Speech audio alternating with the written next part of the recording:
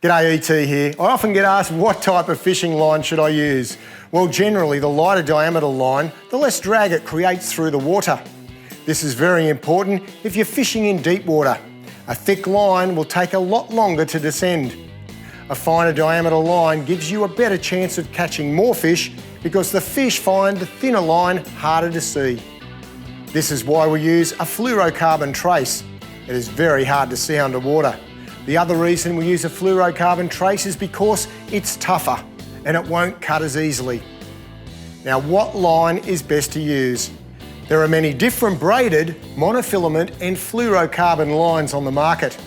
Thinner, stronger braided lines have revolutionised fishing. These strong lines with a fine diameter allow for longer casts, better movement through the water and tremendous strength in a straight line.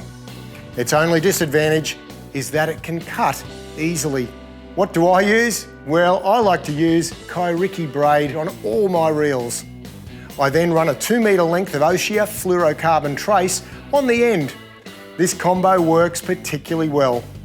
I can use a thin diameter braid with plenty of strength as my main line. It has a super thin diameter compared to monofilament line, and so I can wind on a stack of braid, which helps when I'm chasing big fish that are taking plenty of line.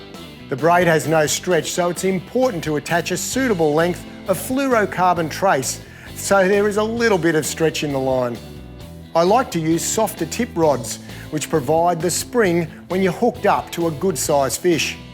A few example rigs would be, say chasing small fish like whiting, I'd use 5-pound Kairiki braid as my main line. I'd then attach a 2 metre length of 4-pound fluorocarbon. My long shank worm hook, swivel and sinker would be tied onto the trace. If I was chasing snapper in water under 30 metres, I would use 20-pound Kairiki braid as my main line. I'd then attach a 2 metre length of 20-pound Oshia fluorocarbon trace. My jig head and soft plastic lure would be attached to that. Now, chasing big kingfish over 15 kilo is a similar rig to what I'd use to catch tropical reef fish like red emperor. I'd use 80-pound Kairiki braid as my main line. I'd then attach 3 metres of 80-pound Oshia fluorocarbon trace onto it. My rig would be tied onto this. The fishing line that you use is what determines whether you stay connected to the target species you're after. I tie an FG knot for all line connections. Hopefully I've been able to give you the right advice that will allow you to pick the right fishing line next time you're at your local Anaconda Adventure store.